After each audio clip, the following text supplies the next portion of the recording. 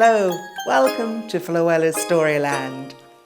I love telling stories, and I've written lots of storybooks too. And this is one of them, My Two Grannies. It's one of my favorites, and I wrote this story for my daughter, Alvina.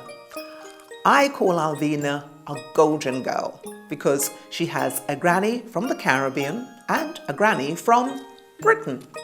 And I wrote this story to show you how you can find out lots about other people. So here's the story of My Two Grannies. Alvina had two grannies who she loved with all her heart. They were called Granny Vero and Granny Rose. Granny Vero was born on the Caribbean island of Trinidad, and Granny Rose was born in the Yorkshire town of Barnsley. Now, they both lived in the same city as Alvina and her parents. Alvina always looked forward to visiting her grannies because she loved hearing the stories they told about when they were little girls. "Tell me about Trinidad again," Alvina begged. "Oh, don't you ever get tired of hearing the same stories, Alvina?" said Granny Vero. "Never," said Alvina. "Well, when I was your age, we used to go to the beach and splash around in the tropical sea," said Granny Vero with a big smile on her face. "We never wanted to come out of that warm Caribbean water." "Oh, I would love to do that, Granny V," said Alvina. "Well, one day, darling, I'll take you to Trinidad," said Granny Vero. "I promise." When Alvina saw Granny Rose, she asked, "Did you swim in the sea all day when you were little?" "No, lovey," laughed Granny Rose. "The sea in Blackpool was much too cold. But we did play on the beach all day long and ride on the donkeys." "We must all go to Blackpool one day so you can do that too." "Oh, yes, please," said Alvina.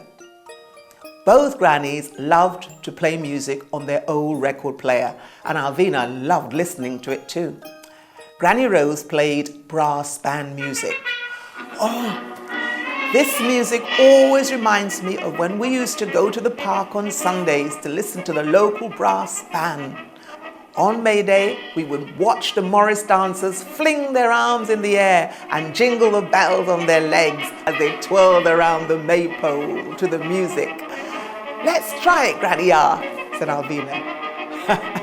As they tried to do the Morris dance, they both fell exhausted in a heap of laughter. Granny Vero's favorite music was calypso and steel pan. "This is what we used to play in Trinidad," Granny Vero explained to Alvina. "It always made me want to dance in the street at Carnival time. Come on, Alvina.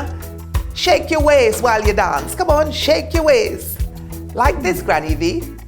That's right, darling. Shake your waist. Shake your waist." Well, one day, Alvina's two grannies were at her house for tea. And Alvina's mum said, "It'll be our 10th wedding anniversary next month. Why don't the two of you go away together?" said Granny Vero. "I'll be more than happy to look after Alvina." "No, I'll look after her. She can come and stay with me," said Granny Rose. The two grannies argued and argued about who would look after Alvina. So Alvina said, "Why don't you both come here and stay with me and look after me here?" The two grannies frowned at each other, but agreed. Yes, they would both look after Alvina. The day arrived when Alvina's parents were going off on holiday. "Have a nice time," said Alvina, hugging her mum and dad tightly. "Oh, we're going to miss you," said Mum. "Now you be a good girl for your grannies," said Dad. I will," said Alvina. "Now, don't worry, I'll look after her," said Granny Vero. "And I will too," said Granny Rose. As soon as they waved her parents goodbye, Alvina said, "Let's play a game." Yes, we can play dominoes," said Granny Vero. No, we can play snakes and ladders, said Granny Rose. Alvina didn't know which game to play first, so she said, shall we go for a walk? Let's go to the park. We can feed the ducks, said Granny Rose. No, we could go to the zoo and see the agouti and the toucan, said Granny Vero. Alvina didn't know what to do, so she said, should we have something to eat first?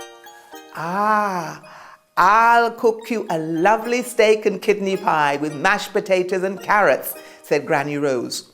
No, let me cook some nice rice and peas with chicken and plantains, said Granny Vero. Alvina couldn't decide who should cook, so they got something out of the freezer. At bedtime, the two grannies both wanted to tell Alvina a story. How about an Anansi story, said Granny Vero. Or I could tell you the story of Jack and the Beanstalk, said Granny Rose. Alvina didn't know which story to choose, so she said she was too tired to hear a story, and she went fast asleep. The next morning, when Alvina got up, she had an idea. She sat down at the breakfast table with the two grannies and said, Granny V and Granny R, I love the things you both do for me, so why don't you take turns? Granny V, you can do everything one day, and Granny R, you can do everything the next day. And that's what happened. They all played dominoes the way Granny Vero used to do when she was a girl. Afterwards, Granny Vero cooked peas and rice, chicken and plantains with mango flan for pudding. Yummy, yummy. This is lovely, Granny V, said Alvina, tucking in. Very nice, said Granny Rose. You must give me the recipe. Then they went to the zoo and saw the agouti and the toucan, the animals Granny Vero had seen in the forest as a little girl in Trinidad. Oh, it must have been wonderful to see those animals in the wild, said Granny Rose. That night, Granny Vero told an exciting Anansi story. Anansi would turn himself into a spider whenever he was in trouble, she said. Or if he wanted to play a trick, chipped in Alvina, who couldn't help but join in. That Anansi sounds crafty, said Granny Rose. He is, said Alvina, with eyes as wide as saucers. Alvina gave both her grannies a huge big hug, and then fell fast asleep with a smile on her face. The grannies smiled too. The next day, it was Granny Rose's turn. They played snakes and ladders. Down the snake I go, said Granny Rose. Never mind, Granny R, said Alvina. You won the last game. Then they went to the park and Alvina fed the ducks. That duck is greedy. It's eating all the bread, laughed Alvina. I'll give them some of mine, said Granny Vero. This is fun. Granny Rose cooked steak and kidney pie with mashed potatoes and carrots and apple pie for pudding. You must show me how to make steak and kidney pie, said Granny Vero. It's delicious. At bedtime, Granny Rose told the story of Jack and the Beanstalk. Fee, fi, fo, fum, I smell the blood of an Englishman, said Alvina and Granny Rose together. I like that part of the story, Alvina said. Run, Jack, run. Yes, run, Jack, run, run, giggled Granny Vero. The two grannies took turns for the rest of the week to look after Alvina. They really got to know each other better. When Alvina's parents came back from holiday, she was very excited to see them. Did you have a nice time with your grannies? Asked Mum. Oh, yes, said Alvina. We had lots and lots and lots and lots of fun. They both made me feel so special. That's because we love you, chipped in the two grannies, and they gave her a great big hug. And I love you too, said Alvina. with all my heart. Did you enjoy that story? I love telling that story, and Alvina always loved hearing it too. Which was your favourite part of the story? Was it the dancing? Or was it going to the park to feed the ducks? Quack, quack, quack, quack, quack, quack, quack. Or going to the zoo? You know, I remember seeing parrots and toucans flying in the sky when I was a little girl in Trinidad, just like Granny V. It's great finding out about other people and what they like doing, isn't it?